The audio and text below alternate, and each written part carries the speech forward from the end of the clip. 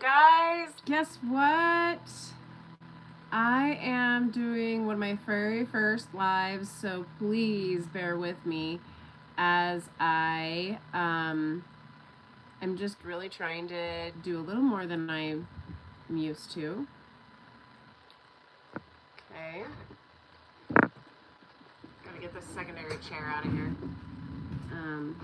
Usually it's my husband and I are doing lives together with our coaching clients, so just bear with me. And we're doing both Facebook and YouTube, and then I'm also recording on Zoom as well. And I'm getting over a cold, so oh my gosh, I hate this freaking. What the hell just happened? Yeah.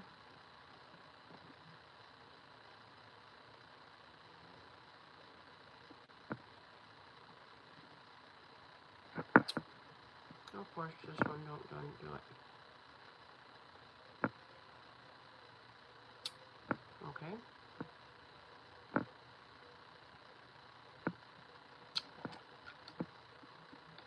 Sorry guys. Technical difficulties. Not only with my phone holder, which just randomly decided to stop working, but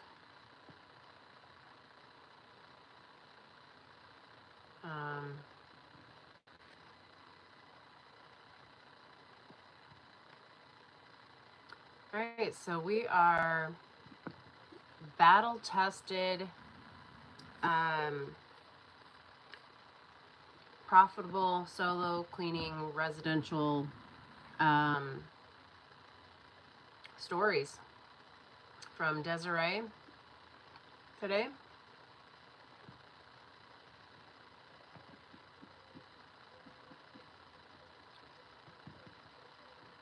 All right.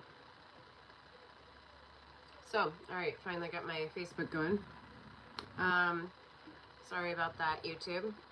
Your waiting is appreciated. So, I have decided to coach others on how the benefits of running your residential cleaning company and how that lines up with being a mom. And honestly, it's freaking amazing to be able to choose my own schedule. So my story is fairly simple. I started residential cleaning company when I got done homeschooling my own 4 kids, put them in school, and I started cleaning for another mom that was also a homeschool mom at that time, and it just kind of exploded from there. Within a few years, I had a team of 16 working for me in 2 different states, and my plan was to grow both of those companies and expand into having more companies.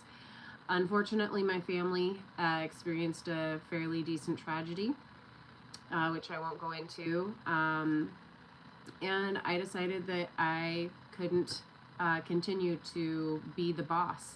And so what I ended up doing was I took my then current clients, supplies, tools, everything that I had, and I handed it out to the employees that I had at that time. So out of my company came 5 others. And Desiree had exited the company just a few months before. She was wanting to explore a different avenue that supported her family a little bit better. But when that didn't pan out, she realized how amazing it was to have the cleaning business be able to support her family. And so she has now been doing this solo on her own after having worked for me for 2 years, coming up on 2, or maybe it's, 2 years now. So we have over a decade of experience between her and I. And then tomorrow we're going to do another live with Cassandra, who also worked for me, she entered the cleaning world a little bit differently, where I actually started cleaning for her. And then after a while, she started working for me as a cleaner as well. So I have a huge passion because there are about 22,000 solo residential cleaning companies in 2023, which is a 6% increase year after year. And, you know, there's over 369 thousand residential cleaning companies out there. Those also have employees. I believe the 22,000 are all solo. Okay. That being said, 9 out of 10 of those cleaning companies that are started do not ever make it past a year. And I am here to help you know the benefits of it and the downsides of it, the pros and the cons, to weigh out whether or not this is something that you really truly want to do. Getting into a residential cleaning company and business is the easiest business to get into that you can possibly get into. All right, so I apologize to you guys. I know you won't be able to see Desiree. Like I said, she's on Zoom with me over here. And I am going to... Recording in progress. Hey Des, I can't see you quite yet. Can you put your video and your mic on? Recording stopped. All right, so while she's doing that... Oh, there she is. I can hear ya. Can you see me? Okay, you can hear me. How do I get... On the left-hand side, it says video. Woo-hoo! Awesome sauce. Oh, and she is doing this on the go. Recording in progress. I love it. I love it. Some of my very first lives were in the car as well, back in 2020. You know, you just got to fit it in between life, right? So. Yeah, kids are at soccer practice, so here we go. Originally we had said we were going to be having Cassandra with us today. She has also some sports stuff that she was unable to make it to because she's got little ones too that she can't just drop them all off and go, oh, go do your sports. She's got little ones too. So, she'll be joining us tomorrow. So, well, how's your day been? It was good. Good, good. I am pretty comfortable. Yeah. All right. Yeah. Well, I was kind of giving our story about how, you know, you started working for me, but, you know, you kind of had, you know, wanted a different avenue that supported your kids. And when that avenue didn't pan out, you jumped right back into residential cleaning. And give me a little bit of why you felt like it was so, you know, that was a little bit of a safety net, but also like why you chose to do that. Well, for one, I mean, being able to pick and choose clients that work for you, you fit really well, and to be able to make a schedule that works. Because let me tell you, when I first started, you can't find a job that's going to be, hey, I can only do twice a week from 8:30 until 3 o'clock. It's just, you're not going to find it. Yeah. And then to be able to, helping out people. And, I mean, it's pretty good to find an hourly wage that is comparable. With those hours, you're not going to find it. You're going to find minimum wage, maybe, and then go from there. But let's say you did find a minimum wage job and it had benefits. Would it still be better for you, like in your, you know, example, to have that kind of thing, to have the health insurance, to have the, you know, possible, you know, paid time off or anything like that? Well, I think for me, it's since my husband has health insurance, I can piggyback off of his, so I don't have to worry about that. And it's more important to be available to my kids than to worry about that avenue in Yeah, for sure. for my life. Yeah, I get that. So, like, as far as the physical work goes, um, what do you think the positive sides of the actual physical work is? And then we'll kind of add in there the cons of the actual physical work as well. The positive side is I don't have to go to the gym anymore. I think one of my motivations when I first started this was because I wanted to lose weight, and now I've lost 35 pounds, and it's been gone for almost 5 years, and that's never happened before after kids. Getting paid to lose weight, it's amazing, right? I am getting paid to go work out. Yeah, it's fantastic. Yep. That's one of the things that actually happened for me as well. Mine was 20 pounds. I had lost, I believe, maybe it was 25. Let me think. Yeah, it was 25 after starting cleaning. So, yeah. And I kept that off for 9 years. So, it was only recently where through some other family stuff that I was just like, nope, I don't care what I eat. I'm going to eat whatever I want. And I gained some of that back, and now I'm like, all right, it's okay. I can lose it because I've got my low impact cardio all day long, so. Yeah.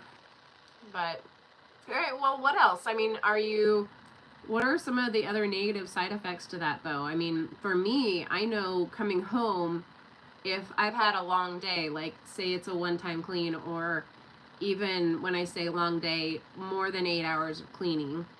And for me, I do not take breaks. I don't even really break for lunch. It's usually a green drink or a protein shake in between houses, like during the drive, and I'm back at it. How's your energy level like when you get home?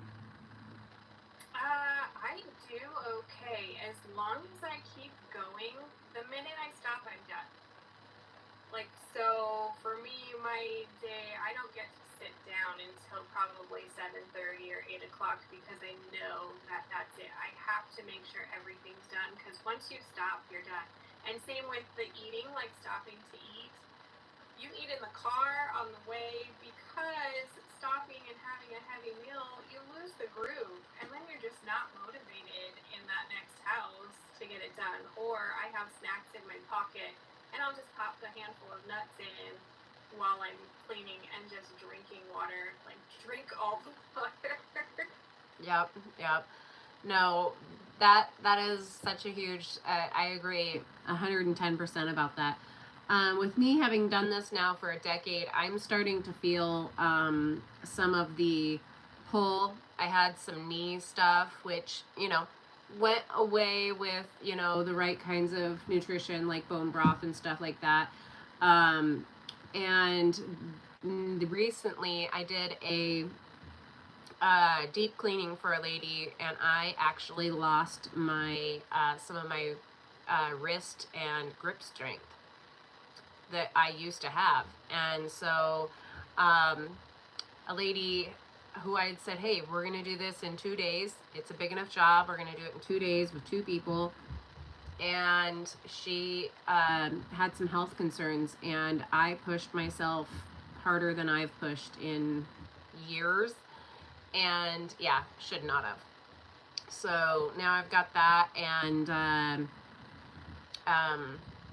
that's my big one right now is that wrist and grip strength stuff going on. So, but I know that shoulder injuries and knee injuries are usually the number one thing that people are having to deal with the repetition of the vacuuming and stuff. But I know that that's some of the stuff when I trained you guys. I'm like, hey, vacuum with both arms, switch hands when you're dusting, pick, and because those are those things that I already knew But about. it's so hard to do. Yeah, it is. So, Yeah, I'm definitely dealing with shoulder. I have something that goes on like my upper back and shoulder, and so I tried really hard to make sure. Oh, today, let's really focus on using your non-dominant hands for all of the things. yep, because that's one of those things that starts to kind of wear out. Do you end up doing a lot of bone broth and stuff, or collagen, or any of that extra stuff for that? Oh, girl, you should. I just have magnesium cream, and I feel like that actually, like, I let it hurt for a while yesterday, and then I put some magnesium cream on before I went to bed, and I felt a lot better this morning. Oh, good. I'm glad to hear it. I should try that. It's not something I've tried yet. So, all right, awesome. Yeah. Well, one of the reasons that I've done this for over a decade is that it fulfills me. I love serving. The number of times where I've gone to a consultation and really gotten down to the why are you having me come and clean your house? Because everybody knows they can clean their house. There are some people that are physically unable, and I love serving them as well. But in the other cases, I can't. There's just been so many where the client has almost broken down in tears and just feel so guilty that they can't do it all. What's some of those fulfilling? What is it that keeps you doing this over the years? That's one, knowing who you're helping, really getting to know the clients, and the money. The money's good. Not gonna lie, like it's really great to be flexible, and then I get paid at the end of the month from all of my clients, and to watch all of that go into my bank is pretty fantastic. Yeah. Like there are days where I'm like, I think it's time to really scale back, and then when you think of that, the hard thing is, well, if you are going to scale back, who are you letting go? Because you've built a relationship with these clients, and then to think of letting them go is just, it's almost sad. Like, where are they going to go if I'm not helping them out? Who's going to help them out? Yeah. I think my longest client was about 5 years, and that's when we moved. The clients that you have, you're coming up on over 2 years, right? You have some of them that are longer than 2? Yeah, I have one that's 4. Yeah, because, go ahead. Actually, I have quite a few. I have 2 that might be 4, and then a couple of them that have been for 3. And then the rest are 2. I have one that's a week old. I don't know how to say that. I have one that's 2 weeks old, and it's a weekly client, and I am so like, okay, I've been doing this so long that I'm like, okay, this should not be making me nervous, but he wanted everything. Okay, we're talking laundry, dishes, organizing, weekly client, like, whew, okay. And so technically he's the most valuable client to me, financially speaking. So yeah, I go and I've got a little bit more nervous to me. Not so much because I can't do it, but because I'm not getting the feedback and the clarity of exactly what he wants. It was more of a, hey, my wife wants me to do my fair share, so instead I'm hiring somebody. And so I only got to meet her once, and I have no other communication with her, so that I'm like, oh my Lord, I hope I'm doing this right. But yeah, I can understand the weekly new week-old client. So bust your butt on that first cleaning, don't you? I did, and man, I got some feedback. It was the daughter, so it's an elderly couple, and the daughter's been trying to get me to help them for a year, and I just kept, I can't, so try this person, and it just wasn't working out, and she finally was like, please find room. I was like, all right, well, here's the deal. And so I just gave her the lowdown. I'm homeschooling now. I'm bringing my kids. How, your parents are in their 80s and 90s. That's probably something they haven't had in a long time. She's like, it's fine. Please just help us out. And I went for the first day, and I saw her yesterday, and she's like, I gotta tell you, my parents think you're amazing, and your boys were fantastic too. I'm like, okay, because I was so nervous. Good. But No. it's so great to get feedback, for sure. When you get feedback from those clients, it's amazing to know that you really are helping. You're not just a ghost in there, and they come, to know that. That's really neat.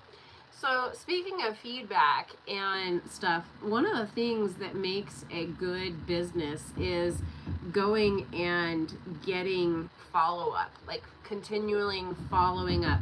How are we doing? And how's everything going? And not just like, oh, we're just going to keep going. Like, I will literally ask my clients if they've had good feedback and communication with their previous cleaners before I'll even take them on. Because if they, don't want to communicate with their previous cleaner, they probably won't with me. So, like, how do you go about making sure that your follow-up and you're always making sure that you're crystal clear on what they need and their priorities and how you're doing? I don't know, I kind of talk a lot, and I send a lot of text messages. I am always saying, hey, after the first clean, let me know how I did, because if there's something that I missed, I want to know, because it helps me learn what their priorities are. Because if I went and did, all of their baseboards, and they didn't even notice it, but I missed some windows, and they noticed it, then I'm learning, okay, baseboards aren't a big deal, but they really want their windows cleaned, or they really want, something. It helps build that relationship too. So I always like to check in and make sure that things are going well. And even, sending those little happy Easter things and hope you're doing well or whatever. Just keeping communication keeps relationship, so that you are it's more than just employer, I feel like. Okay. So speaking of communication, do you still send out confirmation for your cleaning tomorrow kind of text stuff, or is that more of a sorry, let me shut my window. Sounds like the neighbor kids are coming home and revving their engine and stuff. Sorry about that. So yeah, what other like communication things do you put out there that are you feel are like, hey, these are necessary? I definitely send the day before, and I like to make it different every time. Okay. So like right now we're getting into spring, so I like to do hip hip hooray, tomorrow's cleaning day, and little flower emojis. Or I love it. what I think this week is actually one of your favorite days is almost here. Tomorrow's cleaning day, with a little wink face. I love my emojis. I'm kind of over the top with my emojis, but it's who I am. Yeah. And I think they know that. And so, yeah, I like to do little personalized, fun, your cleaning days tomorrow reminders. Okay. Awesome. So, I mean, that being said, I mean, mine is literally copy paste, confirm you're cleaning tomorrow at, this time. If it's a new client, I'm giving them the actual time, or if I had to rearrange my schedule. Speaking of rearranging schedules and stuff, like, have you had to do that now that you've like had to, put somebody else in there? How do your clients handle all of that? Like, is that something you've had to deal with multiple times, or where you're having to rearrange schedule? Not multiple times, but I did recently revamp my schedule, and I just reached out to my clients. When I first first meet, when I do that consultation, I like to know from the beginning what days are not going to work for you, and then I put those in my notes so that they already know there are possibilities of reschedules. It's kind of life, I'll try my best not to, and then I already have that list of what days actually work or don't work for reschedule so that I can look at my notes and be able to reach out and say, hey, I'm really needing to reschedule this. I had one recently just because of new clients coming in and one moving out. I reached out to one and I said, hey, Thursdays aren't going to work for me anymore. Is it okay if we move you to Monday? Just really quick, simple, this is how it's going to have to be or it's not going to work. And of course they were like, oh yeah, that should be no problem. Yeah, I recently had to, like I said, this new client that's weekly, I didn't have a good spot because what my plan was after having the employees that I had, letting go of employees, my goal was to work Tuesday, Wednesday, Thursday. I would leave Fridays and Mondays open for things that I needed to do for my kids, taking them to doctor's visits, stuff like that. But also if like my client gets sick, needing to move it to another day. If I get sick, my kids get sick, having those 2 openings and stuff for those things. But I didn't have a full like weekly slot for 6 hours a day open. So I had to rearrange like over half of my clients for this. And I had just recently, I felt like I had recently done that. Actually, I know I had done that with 2 of the clients already in January. And then they were the exact same clients I had to move this time. And they're like, what's going on? I'm like, I'm so sorry. So this is what's going on. I just have to take this new client. I'm so sorry about this and everything. But yeah, it's really, to me, it's probably more stressful to me than it is to them because I know that they have to be flexible and it's an inconvenience and stuff. Yeah, but there is just so much stuff that you have to protect that balance in life, and it's worth it though. My husband decided to change his career path just recently, and so I had to take on more clients. And I was, I didn't have all of my 3 days completely full. And then all of a sudden I have all 3 days completely full, and I have 3 of my Mondays have a single client in them. And so yeah, now I'm a little more than I want to be, and that kind of stressed me out. But that's one of the beautiful things about owning your own business is that you can be like, hey, I want to earn more. I'm going to add some more clients. And for you said that you've had some like in your waiting list. I don't really have a waiting list because of the area that I'm in. There are just so many cleaners out there, and anytime that it doesn't fit in my schedule, I'm always handing them off to somebody immediately. I'll actually have a copy and paste like text thread of cleaners that have raised their hands on Facebook and said, yeah, I'm taking on new clients and one-time cleans, and I'll hand that list to whoever's called. I just did that today with somebody that I had cleaned for before, and they're wanting a one-time clean, and I'm like, yep, I'm booked, sorry, but here's a list of other cleaners that I don't know how they clean, but they're available. So I know they get appreciative of that. But as far as like, let's say you didn't have anybody on your waiting list, what would your go-to first thing to get a possible new client? Oh, probably Facebook. Sorry guys, I'm on a meeting. All right, well, we'll make it short. I'd probably, yeah, sorry. No, you're good. Looks like they're done. Okay. But yeah, I would probably just if I was really scrambling. For one, a lot of my, it's so weird because I know so many people who have asked for cleaners. I guess I would ask my clients first if they knew anybody that was looking for some help. Mm-hmm. Just because I feel like I have that relationship. And then if I couldn't find anything that way, then I would probably post on Facebook and go that route, I guess. I don't know. Okay.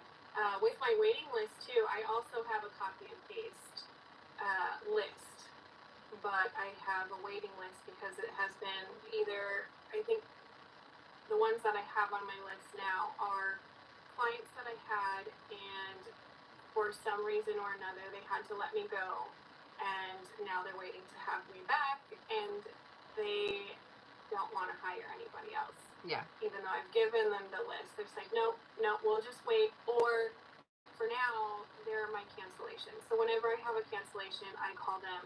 They don't even care if it's 2 hours. They want me to come, no matter what. Mm-hmm.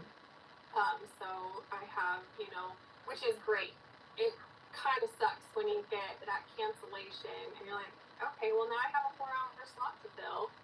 What am I going to do? And usually, they usually pay, if they're canceling that short in advance, then they know that they're going to still pay for the service. Yeah. But if they cancel within 20 hours, then I have time to go ahead and fill that space with the 2 clients that I do have on my please call me list. Yeah.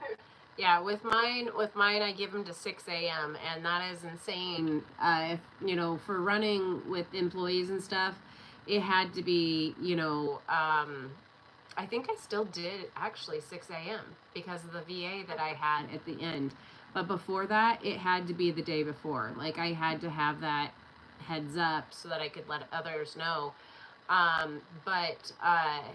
Yeah, if they cancel after 6 a.m., they still are paying that session rate for me. And I know you had mentioned that you get paid at the end of the month, but with everything that I'm coaching with my clients and stuff, mine is, hey, you need to get paid before you even go, because there is so much theft of service out there. It's insane. Every other Facebook group,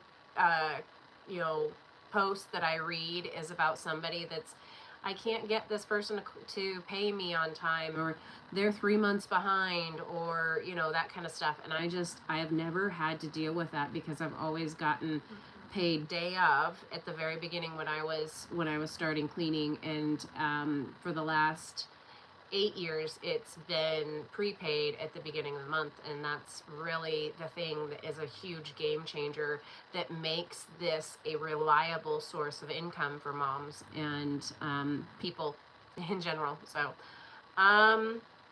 all right, well, I can't wait to chat with you again tomorrow. And Cassandra, we're gonna be talking a little bit more about like the consultations and the differences between for you anyways, what the difference between having like the job W-2 I worked for somebody kind of job, and how it's different for now that you're running your own business. The scheduling we kind of already talked about. Yeah, there's a lot of different things that I can't wait to talk to you about tomorrow. So for all of you guys chiming in on Facebook and YouTube, sorry I couldn't show you Desiree's beautiful face, but I'm glad you could maybe grab a nugget of advice for whatever business you guys are running, and hook me up with any questions that you might want answered tomorrow. So I will see you again in your beautiful face. Tell your kiddos hello for me. I know it's been ages. I get to come see beautiful Colorado at the June 1st through 4th. So maybe we can see each other. Can't wait. All right, guys. I will say sayonara and hope you guys have a wonderful night. Bye.